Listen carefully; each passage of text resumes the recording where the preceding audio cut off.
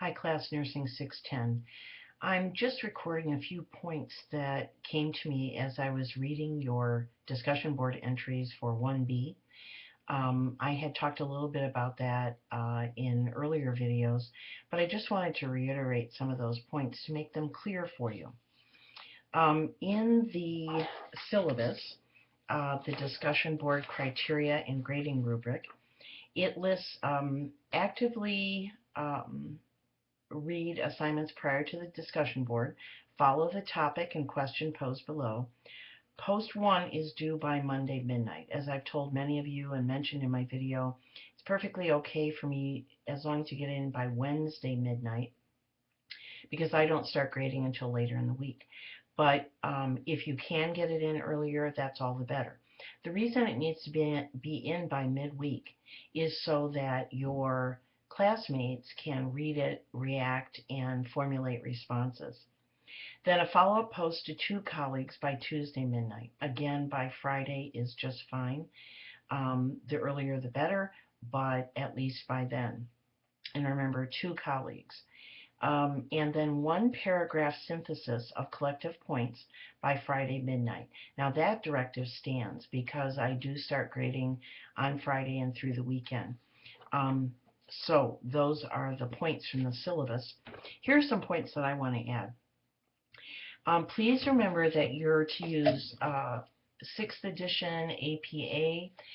Chapter 6 talks specifically about citations and references, and I can't emphasize enough that that is really your resource, and you really must abide by the directions that APA gives in documenting your sources.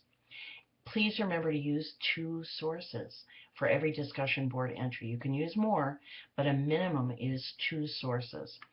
And again, as I said earlier, please avoid using the class text if at all possible, because we're all reading the same thing, so you're not adding a whole lot to the discussion unless you're using something as a jumping off point, or if there's a point you can find nowhere else and was eloquently or elegantly stated in one of the texts.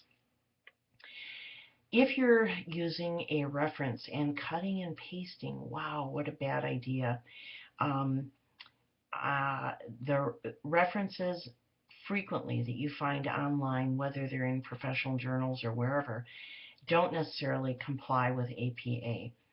So remember that you want to rewrite and recheck those references before you submit your entry. One of the things that some of you did, which is excellent, is to copy and paste the topic from the discussion board. Put it right in the beginning of your discussion board entry.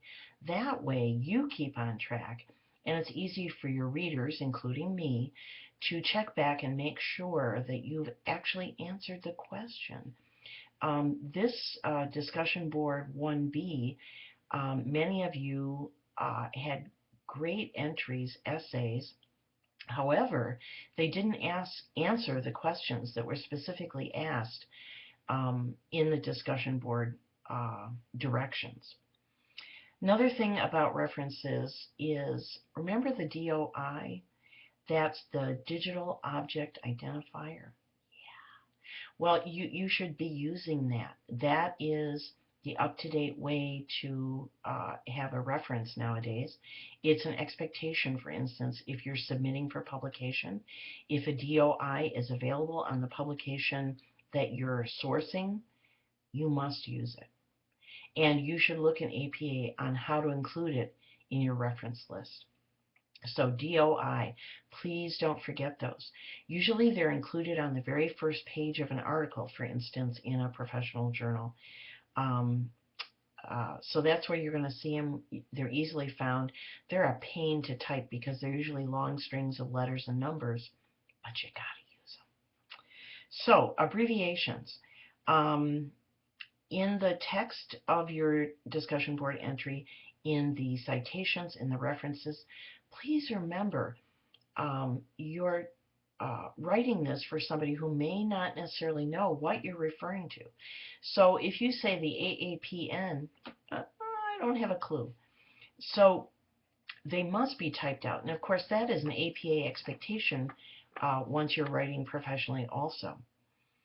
Um, and again, I guess I listed this twice because it's so important and I've seen it happen too frequently on the discussion board entries so far. Again, if you're cutting and pasting, bad idea, unless you're double checking to make sure it's APA okay. So a lot of you took this as an opportunity to talk about many aspects of the NP role that you're anticipating, that you're dreading. It was fascinating to read all of them. So great job that way. It's just some of these details that separate you from a student and make you more of a professional. So I hope you will be listening and taking these points down so that with your next discussion board entry, all that can be off the board and we can just get on with the content, your writing style, etc., rather than, gee, you forgot your APA rules. So I hope you have a great weekend. And as I mentioned in my entrance to this announcement, I am going to be away over the weekend, but trying to answer emails and finishing grading. So if anything urgent comes up, you can text or email me. If it's really urgent, then you can call me. But otherwise, I'll be back in town Sunday and grading, entering those grades, and available as usual again. Thanks. Have a good weekend.